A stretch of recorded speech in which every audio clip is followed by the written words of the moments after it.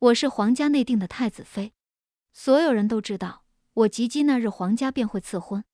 可眼下离我及笄不过月余，太子却被废了。谢长云被废的那天，京中闺秀都在等着看我的笑话。我是个孤女，自幼长在北境，父母早亡，唯有2位兄长，他们镇守北境，战功佼佼，威名赫赫。在我13岁那年，2位兄长入京述职，不放心我独留北境，便把我一并带上了。可谁能想到，我对太子谢长云一见钟情，哭闹着非要为他留在盛京。2位兄长为难，但终究拗不过我，也不知道他们同皇上做了什么交易。最后皇上下旨，说江家姑娘蕙质兰心，颇得太后娘娘欢心，想留我在她宫中侍奉，我便自此留在了盛京。大梁崇文义武，门阀士族又同气连枝，我这样的出身，他们自然是瞧不上的。但那又怎么样？我住在太后宫中，近水楼台，先捞到了谢长云这尊月亮。那时盛京权贵乍知晓我来日要做太子妃时，都觉得太子受了天大的委屈。这倒也难怪，谢长云乃贵妃徐氏所出，贵妃怀他的时候正半驾南巡，遭遇逆党行刺，贵妃想也没想就挺着大肚子挡在了皇上前头。好容易那贼人就擒，贵妃却动了胎气早产，最后生了个皇子，自己却大出血撒手人寰。皇上感念贵妃功德，追封了徐贵妃为皇后，又把尚在襁褓中的谢长云封为了太子。在世家贵族眼中，太子已无母族庇护，自然当娶高门妻，壮大自己的势力。可皇上却不知听了我的什么鬼话，竟真同意了让我做太子妃。而我数年来孜孜不倦地奋战在为谢长云赶走桃花的一线，对他严防死守。那些世家闺秀把身份面子看得比什么都重要，对上我这么个豁得出去的恶女，自然纷纷败下阵来。到了如今，满盛京都默认我和谢长云所死了，我也开始操办起集积宴来。可就在这么个敏感关头，谢长云居然被废了。于是就有人猜测，可能是我及笄之日渐近，太子实在是太过憎恶我，宁可被废黜也不想娶我。真是岂有此理！我为了能嫁给他，不惜背负了多年悍妒的恶名，如今他丢皇位也罢了，怎么还要连累我丢脸面呢？恶女也是会伤心的呀。谢长云迁出东宫的那日，我决定再见他一面。我去的时候，3皇子和4皇子也在。3皇子谢长昭的母妃这些年颇为得宠，他前阵子又同左相家的千金议了亲，如今势头正盛，朝中已有不少拥趸。此刻言语中的倨傲已然不加掩饰。作为夺嫡的热门人选，他这一趟自然是为了落井下石。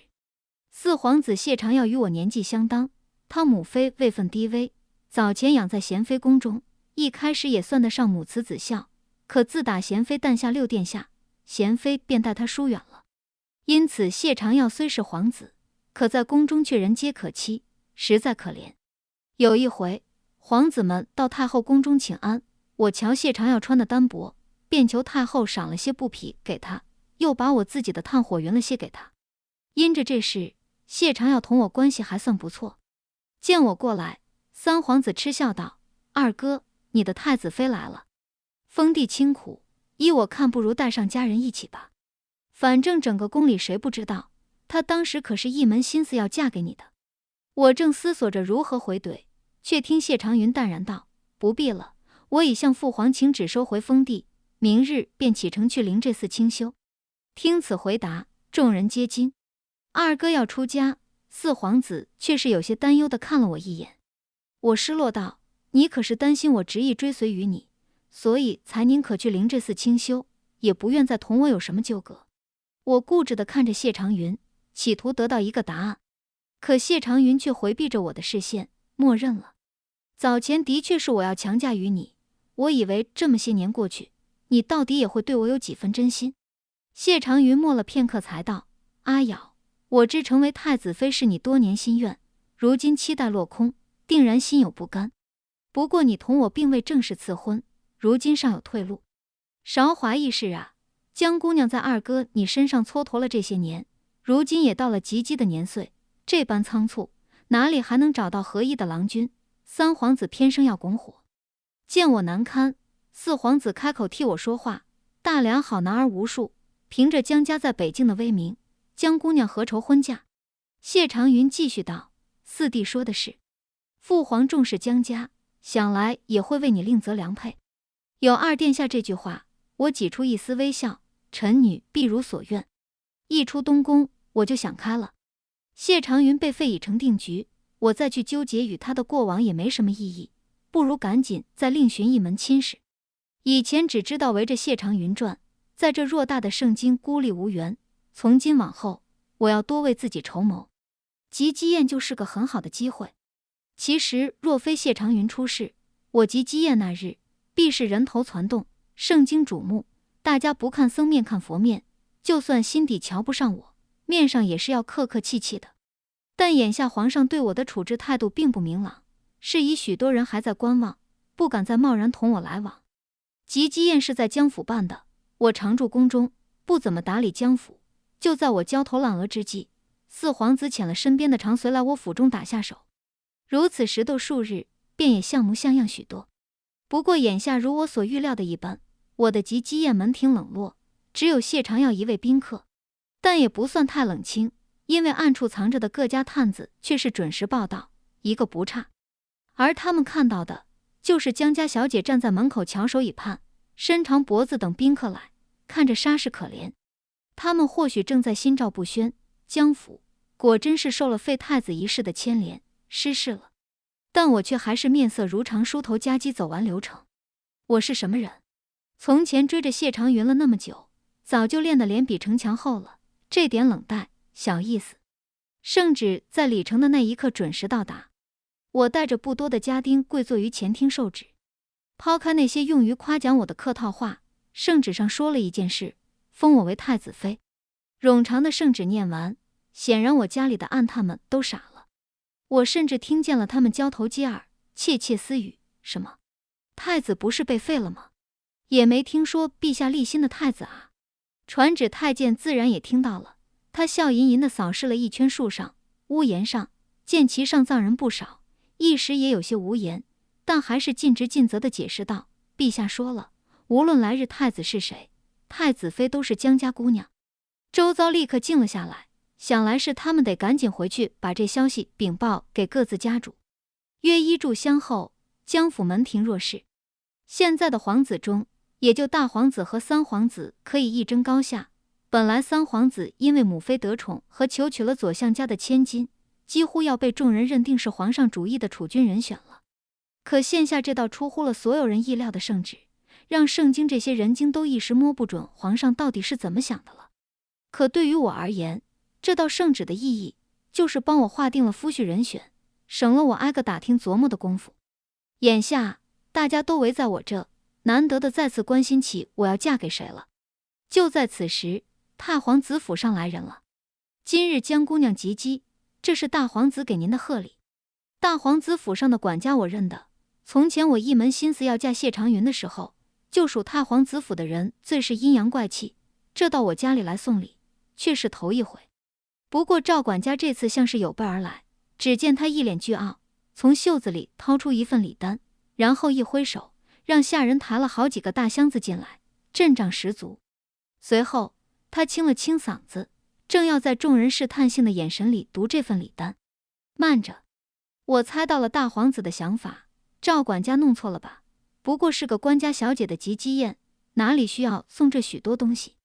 江姑娘只管收下，您是未来的太子妃，多大的礼您都担得起。这些还不算什么，今日实在仓促，过几日等江姑娘的兄长回京述职，大皇子还会亲自来江府。我装作十分诧异的样子，大皇子未免太过客气。往日臣女同大皇子之间的确有些龃龉，但他毕竟是个皇子，臣女怎好劳他上门亲自赔礼道歉？还是当着兄长的面，回头哥哥又该数落臣女了。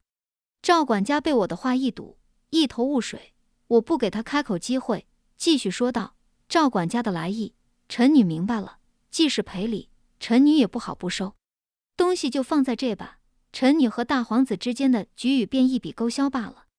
江姑娘这是打定主意不给殿下面子了。赵管家脸色一黑，走上前来，压低声音对我说：三殿下已经议亲，以陛下这道旨意，你也只能嫁给殿下了。若姑娘偏要现在逞一时之快，来日过门受罪的还是姑娘自己。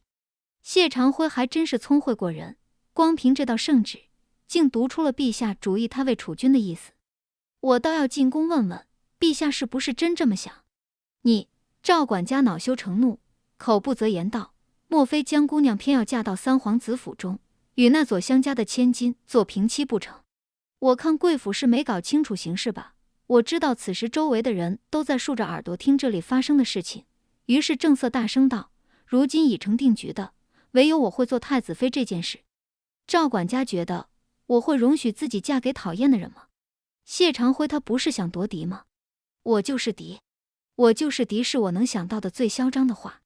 事实证明，这句话效果很好，很快就成为了全圣经口口相传的名句。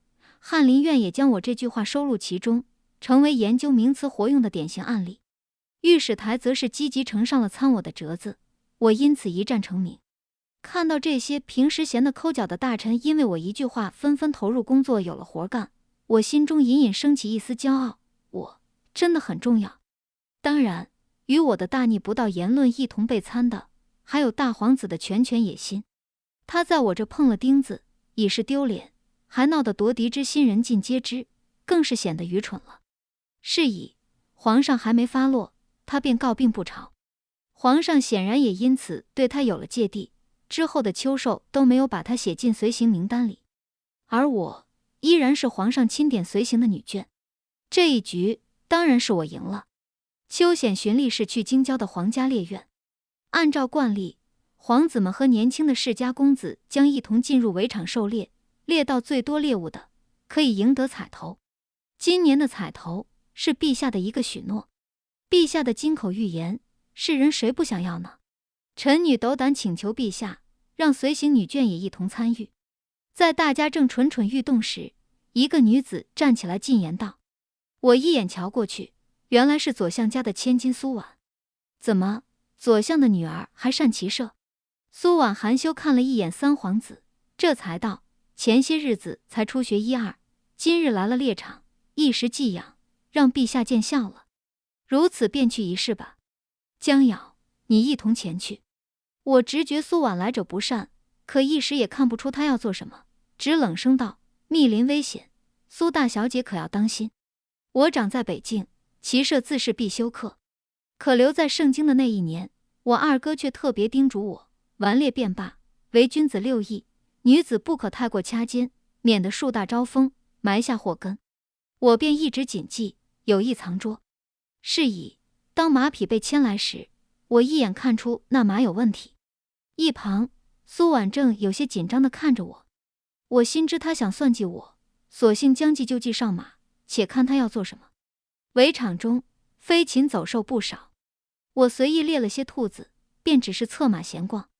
从前秋显都是谢长云拔的头筹，这也难怪，他是太子，旁人总会让着些，何况我把自己猎来的猎物都偷偷塞给了他，他想输也难。如今大皇子没来，想来会是三皇子出风头了。可万一他赢了陛下一个许诺，要求陛下取消我的太子妃册封怎么办？正神游者不知不觉就闯入了密林深处，不远处传来了一声虎啸，我顿时来了精神，若谁能猎到这只虎，今日的赢家便分明了。可就在我正拉弓搭箭时，这马却不知怎么的惊了，竟猛地扬蹄，往那头白虎处狂奔去。我当机立断跳下马，顺势滚到坡下，侥幸逃过一劫。那马受惊似的冲向白虎，随后被蛰伏的白虎撕烂咬碎。我担心那白虎会闻着我身上的血腥味找来，于是蹲在暗处准备先下手为强。就在这时，四皇子不知道怎么来了，他像是在找什么人，丝毫没看到隐于丛中的白虎。哎呦！他试探性地喊出了我的名字。我正想着要不要暴露自己的位置应下这一声，却见白虎已被惊动，朝四皇子背后袭来。四殿下小心！谢长耀则是慌乱坠马，磕在了一块尖利的岩石上，伤了腿，一时动弹不得。嗅到血腥味的白虎更加亢奋，他摸索着向谢长耀藏身的岩石过去。在白虎离谢长耀一步之遥的地方，我一剑刺中了白虎的眼睛，白虎停下脚步，身体因剧痛抽搐挣扎。殿下速用匕首割其颈，我提醒道，然后朝谢长耀处奔去。谢长耀这才横下心，拔刀刺向白虎。我放下心来，殿下怎到这里来了？谢长耀平复片刻方道，我先前看到有人对你的马动手脚，线下狩猎都结束了，其他人都回了，我见你还在里边，怕你出事，特地来寻你。密林凶险，殿下于骑射并不十分擅长，却肯冒险相救，臣女感激。我道，这只猛虎本是我的礼物，今日便送给殿下了。这只白虎品相极佳，可以帮殿下赢得陛下的彩头。你没事就好。现下天色也不早了，我们还是赶紧回去吧。说着，谢长耀欲扶我重新上马，我却站在原地。殿下，今次遇险，绝非意外。你可知是何人要害你？未来的三皇子妃苏婉。我笃定道，左相一直想让自家女儿做太子妃，眼见太子失势，这才同三皇子联手。如今陛下封我做太子妃，他们如何甘心？这才巴不得利用秋险这次机会，让我出个意外才好。好在我们有惊无险避过一劫，只是你贸然来救我，只怕那暗地之人谋害不成，要反咬你我。我有一计，可解此局，殿下可愿配合？谢长耀点了点头。于是我在附近搜寻了半天，拿回了一支箭矢，林中猎物都有箭矢标记，翌日陛下会派人过来清点。谢长耀有些不解，你要如何？他们既然设计于我，我不受伤反倒不好交代了。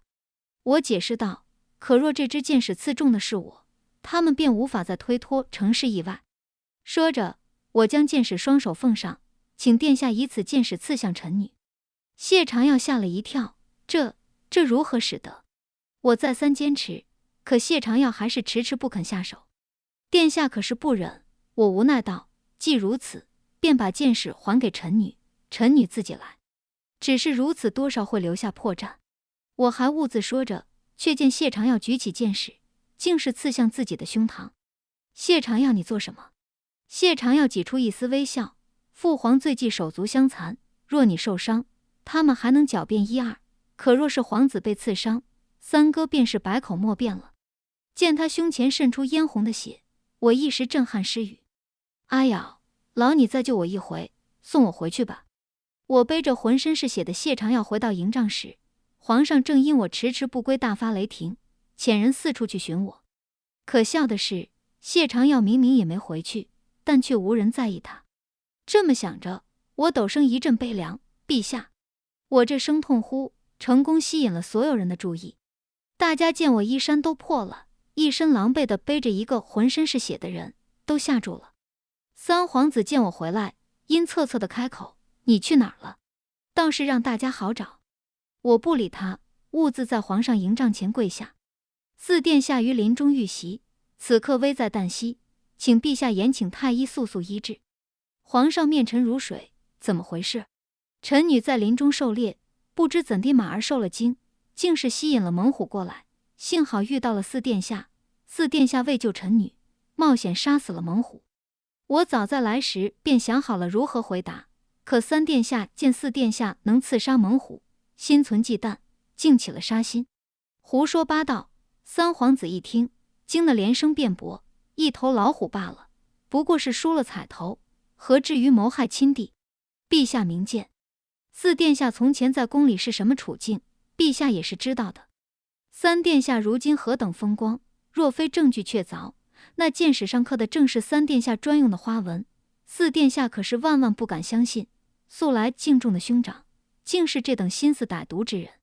见皇上脸色难看，想来是信了5、6成，我又再次跪拜道，不止如此，臣女的马匹受惊，亦非偶然。今日围场何等凶险，若非四殿下相救，臣女只怕命丧虎口。臣女因得封太子妃一事，站在了风口浪尖，如今定是有人嫌臣女碍事，想要趁储君之位空悬，早日除去臣女。至于除去臣女后最大的受益者会是谁，我看向苏婉，苏小姐一定最清楚。苏婉脸色苍白，半天也说不出话来。父皇不可听信他将咬的一面之词啊！三皇子急道：可惜四殿下现下身负重伤，命悬一线。他之前曾告诉臣女，亲眼见到有人对我的马匹做手脚，若他在场，定能为臣女作证。见我和三殿下争执不下，皇上有些疲惫地摆了摆手，常药的伤势要紧，等他醒了，朕自会问明情况。你们各自先回吧。阿瑶，你也寻个太医看看，今日你受惊了，早些歇着吧。深夜，一个人影鬼鬼祟祟进了谢长耀的营帐。片刻，营帐里传来皇上的怒喝：逆子！接着便是三皇子的哭诉求饶。我悬了半宿的心，这才放了下来。早在回来的路上，我和谢长耀就重新梳理了整件事。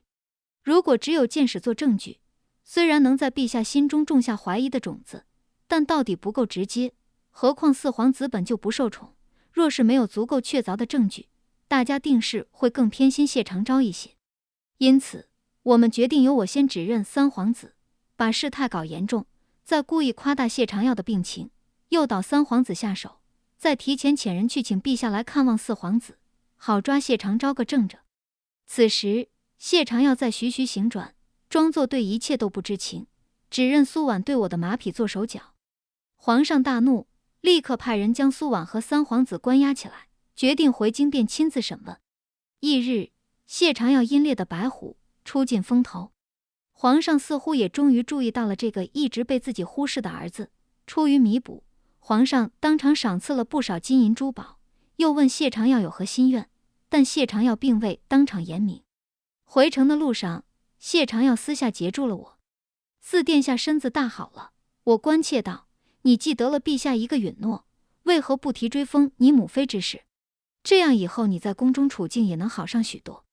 他沉默片刻，却是说道：以往我的确因母妃身份低微而自怨自艾，可我如今也成年了，男子的体面要靠自己去争，我又何必再为儿时的不公挂怀？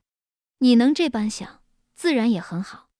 阿瑶，其实今日父皇问我心愿，我却有一心愿，但不敢贸然提起。他有些紧张地看着我，从前人人都知道你是要做太子妃的，我这点心事放不上台面，说了也是给你徒增烦恼。我本来想着能同你成为一家人，你是我嫂嫂，我们也是能常常往来的，这样或许就已经很好。可现在，他的心意，其实我不是看不出来，你中意我，何时有这份心意的？雪中送炭的那日，他垂下眼，可你灿若天上星，那时你又满眼只有二哥一个人，与你，他皎若心头月。我不过凡间一点尘，如何堪配？若非二哥出事，这些话我会一辈子烂在肚子里。我笑道：可我早就知道了。见谢长耀面露迷茫，我继续说道：当年我为了谢长云留在盛京，可常常思念北境，过得并不快活。有次我和谢长云闹了别扭，甚至赌气想要回北境，没想到回屋后发现案头玉瓶里插着一枝桃花。婢女说是二殿下赠我的，说这是盛京的春色，让我了解思乡之情。我知道那是你以谢长云的名义送的。你是怎么知道的？我有些怅然，一个人喜欢另一个人，另一个人怎么会全然看不见呢？若是看不见，便是装傻罢了。那你，我愿意嫁给你。眼前人忽的喜形于色，当真？自打那天围场里你用剑刺中自己，你我的命运便系于一处了。那我去求父皇为我们赐婚，你当真愿意为了我舍弃太子妃的身份吗？舍弃？为何要舍弃？你也是皇子。我提醒道，何况陛下如今已经注意到你了，那个位置我从不敢想。那你该想一想了。我愿意嫁给你，但你得做太子。我坚定地看着他，不过你放心，我会帮你的。那个许诺，你用不着浪费。为了彻底扳倒三皇子，扶持谢长耀上位，我决定从苏婉这里寻找突破口。若是能分化他们的关系，瓦解谢长昭和左相的同盟，谢长昭就独木难支了。于是，赶在回京的前夜，我私下去见了苏婉。几日不见，她心力憔悴了许多。见到我来，苏婉反应很冷淡。你是来看我笑话的，难为她还坚持着世家女的仪态。我是来救你的。苏婉像是听到了什么好笑的话，悲怆笑出声来。救我？害我到如此地步的，不就是你吗？你会救我？害你到如此地步的，不是我，是谢长昭。我平静道，怎么，不信他会害你？苏像这样的老狐狸，怎有你这么个天真的女儿？看苏婉心无城府的模样，我半是好笑半是羡慕。他以太子妃甚至皇后之位挑唆你谋害于我，若你得手，便是除去了我这么一个夺嫡路上的绊脚石。可若是没有得手呢？你事情做得并不干净，我要找出你岂非容易？你事情败露，婚约自然作罢，他只消说自己不知情，便能摘得一干二净。没有和你的婚约困扰，他再想办法娶我，来日依然可以做太子。见苏婉的脸色一点点变得苍白，我知道他的内心必定动摇了，所以整件事中，谢长昭一直有退路，而你没有。你当真宁愿为这么一个人断送相府的前程，让全族人背负谋逆的罪名吗？若真像你说的，现下我已经身在绝路了，你又能如何救我？你若投诚，太子自会保你。太子？谢长云他早就被废了，如今哪来的太子？苏婉不屑道，很快又像想起了什么，莫不是你竟要扶持谢长耀？有何不可？挣扎许久，苏婉才下定决心，若我把谢长昭结党营私的证据给你，你是否能保证给苏家一条生路？我爹多年来伴君如伴虎，为了大梁鞠躬尽瘁，如今只求能告老还乡。我答应你。江瑶，你今日搅动风云，定然得意得很。只是谢长耀看起来对你痴心一片，可你焉知他不是狼子野心？苏婉终是不甘地问出这句话。我停下脚步，却没有回头。那又如何？在三皇子被秘密处置之后，大皇子在府中行厌胜之术诅咒君父的事情败露，起因是几位皇子一同去大皇子府中做客，年幼顽皮的六皇子闯入大皇子的书房，发现了暗格里藏着的巫蛊娃娃。此事一出，大皇子当即下狱，而谢长耀连夜入宫，在陛下寝殿门口跪了一夜，说要用狩猎迎来的允诺换大哥一条生路，自然这也是我们的计策。皇帝也因此意识到，太子、三皇子先后被废，他不能再对大皇子也下狠手了，是以巫蛊案并未多加盘查，便草草结案。皇上也并未对外多声张，只是下令让大皇子即日便去封地。岭南距盛京千里迢迢，山高路远，这一道圣旨，便是暗示他此生不愿再见大皇子。没过多久，群臣上书，敦促皇上早日选出新的储君。可三位年长的皇子接连失势，哪还有人可选？是以当日为大皇子求情的谢长耀，便入了皇上的眼。就这样，谢长耀简陋坐上了太子。谢长耀正式受封那日，我前往东宫拜贺。东宫在短暂的沉寂后，迎来了他的新主人，再次变得热闹起来。谢长耀在前来拜贺的王公大臣中周旋，他的风采愈发难以收敛了。我站在檐下，再次打量这座东宫。入住东宫还不算赢家，谢长云在东宫住了那么多年，不也说废就废了？我筹谋了这么多年，绝不能再输在一步之遥。皇上接连没了2个最看重的皇子，一时心神大伤，一连罢朝数日，听说竟是病了。皇上生病，原本是该后宫嫔妃轮流侍疾，我见贤妃忙于照顾6皇子，便从他那里讨了差事，自请前去侍疾。我到的时候，养心殿里满是浓重的药味，于是便开窗散了伞，然后从宫女手里接过了汤药碗。而那95之尊正孤零零地躺在床上，望着天花板出神。臣女将瑶，给陛下请安。贤妃娘娘要照顾6皇子走不开，便由臣女代为侍奉。是你。他语气似是不虞，你把朕的儿子一个个都算计干净了，如今又来算计朕了。陛下明察，臣女身负皇恩，岂敢忤逆？我用勺子搅拌汤药，语气平静。你也知身负皇恩，皇上一时气怒，可你都做了什么？你敢说老大和老三出事，没有你的设计？陛下当日下旨册封臣女为太子妃，不正是为了试探皇子们的心意吗？怎么真的看到了皇子们的狼子野心，陛下又觉得是我红颜祸水了？我将他扶坐起来，他浑浊的眼睛里满是怀疑，我却坦荡如常，把汤药碗递给他，注视着他艰难地吞咽苦涩的药汁。他似乎也为在我面前展露了狼狈的一面而感到恼怒。你放肆！他瞪着眼睛唬人，真是朕素日里太纵着你了，你才敢这么和朕说话。臣女放肆，不正是陛下希望看见的吗？我阿兄重兵在握，陛下忌惮他们，所以要把江家的独女留在盛京，名义上是荣宠，实则是做人质。我越跋扈，才越显得陛下宽容。我站起来，居高临下地看着他，陛下怎会不知抬举我，将会把我推向风口浪尖，让我遭人暗算。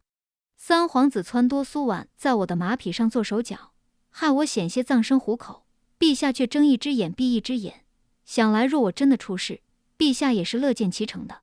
若非陛下疑心慎重，满心猜忌，玩弄权术，又岂能被臣女这般心机深重的女子设计？大胆！你怎么敢这样同朕说话？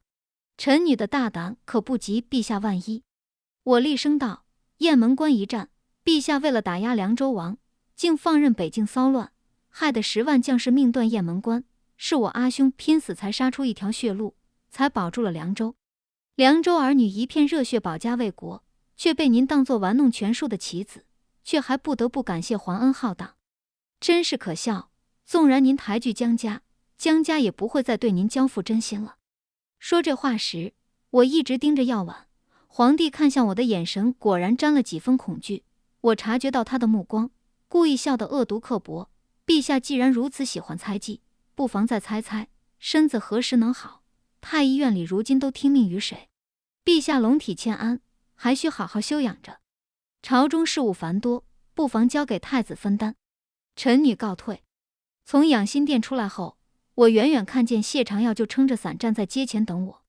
他一身玄服，显得气质卓然，从前的畏缩软弱不在，倒真有了几分帝王的气度。阿瑶，怎么哭了？他伸手拭去我面颊上半干的泪，小心翼翼问道。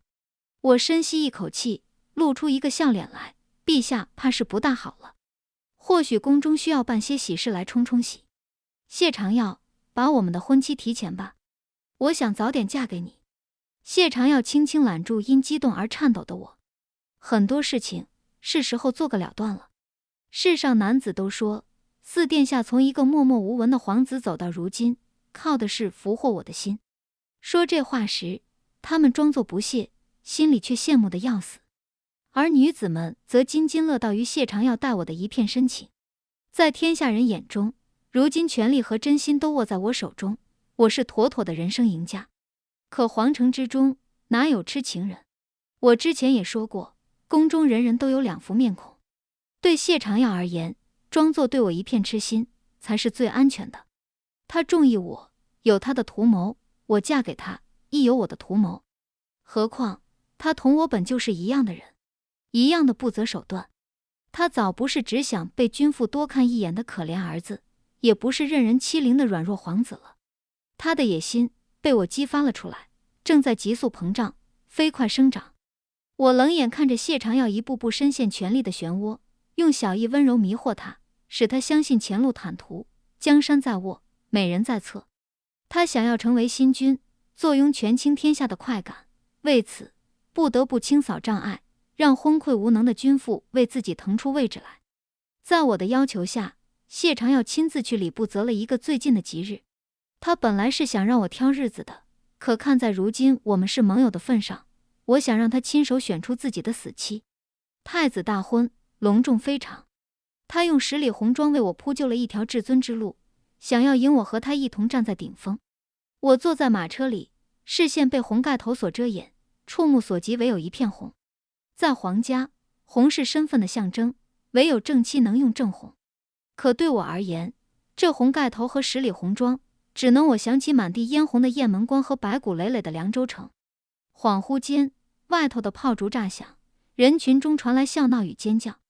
那些在沉闷的夜里骤然炸响的冬雷与吹响的号角，似要从那一年的雁门关传到千里之遥的盛京。只是富贵迷人眼，繁华的盛京听不见远方的呜咽，只容得下盛大的喜事。这次大婚，京中有头有脸的人物都来了，可江家却没来一个人。人群中不是没有非议，而谢长耀显然也听见了。边疆局势紧张，还少不得太子妃的2位兄长。但无论江家人来或不来，都不影响我对太子妃的一片心。穿着大红喜服的谢长耀握住我颤抖的手，似乎要安抚我的紧张。我们拜过天地，最终礼成。洞房中，在喜娘的催促下，他挑开盖头，我将合卺酒递给他。合卺酒里，我下了毒，在毒性发作之前，我要给他个明白。他必须明明白白地背负着罪孽，带着遗憾和懊悔奔赴来世。这样重要的时刻，兄长不在你的身边，你是不是紧张？谢长耀说：“能嫁给殿下做太子妃，臣妾有什么可怕的？”我微笑着注视他，与他一同饮尽合卺酒。殿下今日高兴吗？我任他拥住我。高兴。求了这么多年，今日看你同我并肩而立，才觉得圆满。既然如此，臣妾有些事情想要同殿下坦白。我笑盈盈地看着他，他方才在外头也喝了不少酒，现在酒劲上来，眼神还有几分迷离。可我接下来说的话，却让他顷刻间醒了酒。臣妾犯了欺君之罪，若是陛下追究，殿下可能回护臣妾，我故作语气凄婉。阿瑶，你怎么了？他声音发紧。殿下恕罪，臣妾与殿下大婚，江家却不曾派人赶来，其实另有隐情。我的演技中自带3分害怕、4分为难、5分沉痛。臣妾不是江家的女儿。他脸色骤变。雁门关一战后，寒了多少将士的心，即便后来扶持了江家，江家也不敢不给自己留条退路。咱们的父皇实在多疑，若非江家后来把我留在京中，陛下又怎能相信江家的忠心？可若是真要把江将军唯一的妹妹送到这吃人的圣经里来，他们又如何肯？所以只有臣妾来。谢长耀一脸不可置信，你们怎么敢？臣妾入京之后，日日惶恐，直到遇到了殿下。我知道我和殿下是一样的处境。阿瑶，无论你的真实身份是什么，如今你我已经成婚，我便当你是江瑶，是我的太子妃。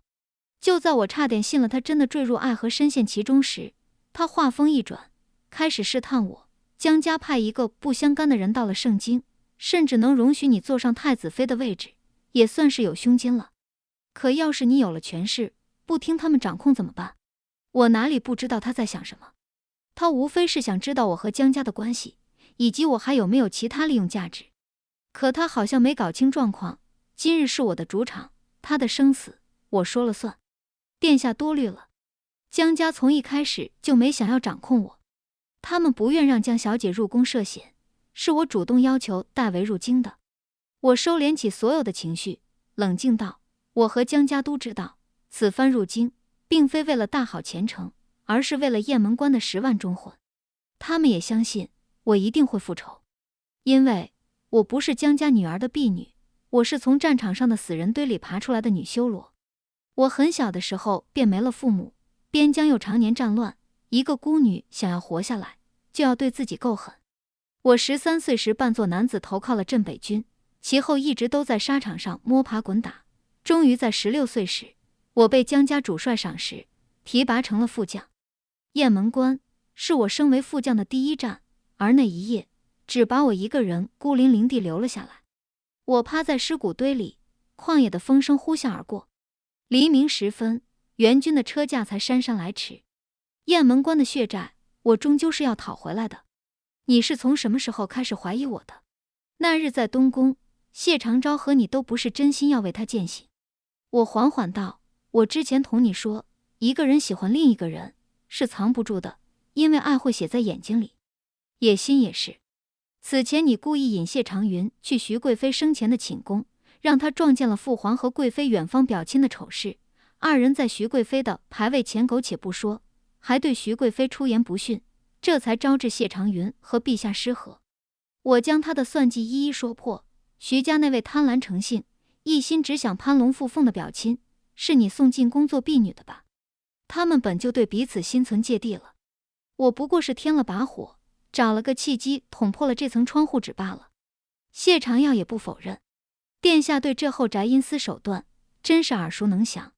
你这是替他来报复我，所以从一开始你就不曾对我有过真心，对吗？皇家人也配谈真心？我沈笑，殿下不会真以为我当年追着二殿下跑，我就真是一个满心只有风月的天真女子了吧？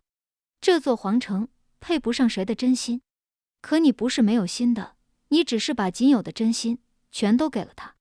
谢长耀费力地说道，你们之前也隔着雁门关的旧事，但你信任他。他这话让我的思绪一下飘得很远。其实我和谢长云第一次见面是在扬州，那时我跟着江家2位将军去盛京，路上正巧遇到太子，便与他同行。他发现我身份时，我本想杀人灭口，却不料我自幼是在北京长大，不识水性，行自扬州时又走的水路，我一个没站稳，竟拽着他一起栽下了船，最后还是他把我救上来的。你这回救我，以后会后悔的。我冷冷瞪他，也不是第一回救你了，我不后悔。他却表现得很平淡。太子殿下这是什么意思？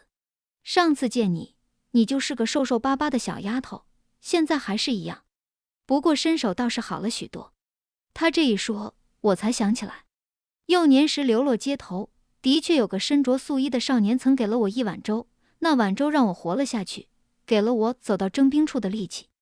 是你，你的身份我不会说出去。他承诺道，但你要告诉我你的目的。我便把雁门关的事情告诉了他，他沉默了许久，然后叹了口气，阿瑶，对不起。可最该忏悔的人不是他，他与我有恩，我不想骗他，雁门关的公道，我是一定会讨的，不惜性命，不计代价。令我意外的是，以他作为皇家人的立场，却没有多劝我一句。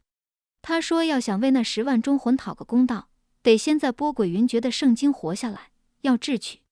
他的确信守承诺，不仅没有把我的身份说出去，还教我读书识字，教我如何做一个世家小姐，教我如何揣测军心，甚至教我如何去做太子妃。他说，有了太子妃的名头，行事总会便宜许多，但等我做完了我想做的事情，便许我自由，天高海阔都随我。这些年，我们从未谈论风月，但却默契无间。我想演的戏，他都会陪我演下去。那时我觉得，有他的支持，为江家的镇北军讨回公道，是迟早的事情。可我没想到，其实他早就不想做太子了。即便他少年时便有贤名，深得臣民爱戴，世人皆称颂的储君。因为谢长云的存在，时刻提醒着皇上，徐贵妃对他有恩，而他是一个需要被女人保护的帝王。没有君王愿意时时想起自己最狼狈的模样，可皇上也不愿落个忘恩负义的骂名，是以常年搓磨谢长云，想要寻他一个错处。终于，在徐贵妃逝世的第20年，谢长云不愿再终日小心忐忑，于是自请废黜。你在想什么？谢长耀的表情变得狰狞。我在想你，想你什么时候毒发。此刻，我的心情格外平静。你心里一直还有谢长云，对不对？哪怕他出家了，哪怕他给不了你想要的，你不是说我曾经赠过你一枝春色，所以你心仪我。你明明知道桃花是我送的，为何还是喜欢他？想动之以情，我不为所动。谢长耀，你送我桃花也好，围场相救也罢，哪次不是算计？我怎么能不算计？不算计，我这样的出身该怎么活下来？阿瑶，我们明明是一样的人，何况我们之间不是只有算计的，至少我对你不是。你若对我全无真心，那日在密林，谁也瞧不见，你为何还救我？我不救你，你怎会信我？又怎么能让我提前完成计划？见我如此说，谢长耀像是被抽空了全身的力气，颓然跌坐在床上，像是不能相信，谋划了这么久，只谋划到了这样一个结局。为什么？为什么偏偏对我这么狠？我们都是皇子，你喜欢他也罢了，既然要陪我演，为什么又不肯演到底？他开始呕血，但血滴到鲜红的喜服上，便看不大出来了。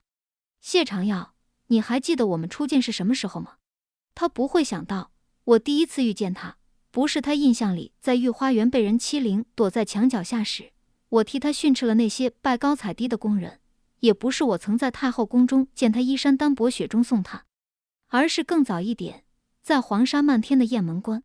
那日，镇北军因收到错误的军报大败，而援军也迟迟不至，最终10万精锐命断雁门关，城外横尸遍野，将沙地染成赤色。随后敌军直入凉州城，于城中大肆搜刮，城中百姓连逃难的机会都没有，竟是被关在城内活活等着被饿死。那时谢长耀刚被养在贤妃膝下，贤妃对他十分上心，几次为他吹枕边风，让皇帝派他四处历练。在凉州城被洗劫一空后，他的车驾来了。因为他的到来，城里仅剩的士兵不得不为他清扫地上满地的恶殍。生灵涂炭的凉州城因他的到来雪上加霜。他的马车踏着累累白骨驶入凉州城，他却从头到尾不曾驻足看一眼。你去凉州的那天，踏着累累白骨，车架从我身上碾过，也幸亏是那辆马车，让我知道我还活着。你下马车的时候，生怕满地血污弄脏了你的衣袍。他惊诧许久，唇边溢出一丝苦笑。那是我难得新做的一件外袍。你知道我在宫中是什么处境？殿下生于皇宫，长于皇宫，虽然不得君父喜欢，没有母族撑腰，在宫中无依无靠，可到底是皇子，这便与白衣不同。而殿下的眼里只有自己的可怜，看不到苍生可怜。殿下说喜欢我，对我有过真心，我信。可是若殿下一开始便知道我的身世，绝不会爱我。我连年龄都是假的。我幼年流离失所，本就营养不良，发育得慢，后来在战场上拼命，也没把这身子骨好好将养着。雁门关后，我从尸骨堆爬回江府，江家小姐请大夫医好了我，我这才慢慢养回来一些。不过看上去也就和江家小姐差不多年纪。那时的我要演好一个世家小姐，演技还是太拙劣了。我如今浑然天成的娇气做派，是谢长云一点点娇养出来的。他为我找来生鸡膏，陪着我脱胎换骨，将一身伤疤和手上的茧子都抹去，成为谁也不曾怀疑的少女江瑶。说来可笑，及笄的年纪都过了好久，我才第一次知道少女该是什么模样。在我愣神间，谢长耀坐起身来，抱住我。这么多年来，我不过是想让他看到我都是儿子，那个位置，我为什么不可以？他忽地从我发间取下一根金簪，然后刺进自己的胸口。他对自己如此狠绝，一如那日在围场里把自己当作诱饵，让人不敢质疑他的真心。一滴泪从他的眼角滑落，烫到了我的手背。阿瑶，来世再把真心给你。在意识模糊的最后时刻，谢长耀紧紧拽着我的衣角，身体瑟缩着，嘴里含糊不清地喊着母妃、父皇。我知道他的执念是什么，我可以成全他。3更时，皇城方向传来丧钟，国有大丧，陛下薨了。在盛京城长鸣的丧钟声中，谢长耀缓缓闭上了眼睛。太子新婚当夜，皇上和太子接连薨逝，朝中大乱。世人视我如妖邪，吵嚷着要将我下狱。他们闯到东宫时，我正在酣睡，我做了这么多年以来第一场好梦。这一觉睡得很沉，再度醒来，我已经身在大牢了。而我见到的第一个人是谢长云。这么多年，谢长云若是在盛京没有半点自己的势力，这太子也是白做了。如今他肯回来，自然一呼百应。阴沉的浴室因他的到来有了光亮，我眯着眼睛，看到他一尘不染的衣袍，不知怎地有泪下来。殿下近来安好？他点点头，随即凝眸看向我身上穿着的大红嫁衣，眼里闪烁着我看不懂的情绪。我有些局促地避开身去，不敢再看他。他却向我伸出手来，阿瑶，我来带你回去。尾声，先帝崩后，群臣欲请回在灵鹧寺清修的废太子谢长云继承大统。谢长云起初不肯应下，直到听闻姜氏下狱，方有所动摇。最终群臣议定，由太后颁布懿旨，让谢长云重任太子，代监国事，待先帝丧仪操办完毕后登基。在民间说书人口中，谢长云如此做，却并非只是为了名正言顺，而是为了当年的太子妃姜氏。谢长云重返东宫后，称先帝一命不可废，且谢长耀和姜氏并不算里程，坚持要让姜氏继续做太子妃，因此屡屡和朝臣争论。可最后谢长云到底是孤身即位，后宫除了先帝留下的太妃和太皇太后，再无新人。3年后，北境大捷，奏报里说凉州出了位用兵如神的女将军，打得北夷闻风丧胆，最终缴械投降，承诺永不来犯。皇上大喜，亲自到城门口相迎将军凯旋。在灿烂的春日里，我再次见到了谢长云。他站在春风里，眼角眉梢都是得意。我听说今日也是皇后的册封大典，当年是历历在目。谢长云当初为我保我，力排众议，预付我太子妃的身份，可我拒绝了。殿下牵挂我，我心里感激，可我不愿用江瑶的身份嫁给殿下，躲在殿下的羽翼之下，长守深宫终此一生。而殿下娶身为江瑶的我，亦是有损清明。听闻北境战事再起，恳请殿下准我回凉州，余生我只想做个磊落之人。此刻，我从马背上下来，走到他跟前，臣请陛下万安。他看着我，北境一役，爱卿当居首功，你想要什么赏赐？臣听闻今日是封后大典，想要一官。臣子本就应当观礼，这算什么赏赐？他不以为然道。我与他沉默僵持片刻，他复又说道：你既说不上来，朕便自作主张了。说着，他拍了拍掌，一个婢女上前，将一只匣子双手奉上。纵我早已练得能在一盏茶的功夫，直奔北夷营帐取下主帅首级，此刻仍不免感到紧张。我打开匣子，里面却是一枚凤玺。朕自即位以来，甚少铺张，如今国库空虚，朕也没有什么能厚赏爱卿的。谢长云一步步走向我，站在离我一步之遥的地方，执起我的手来，便许你半壁江山吧。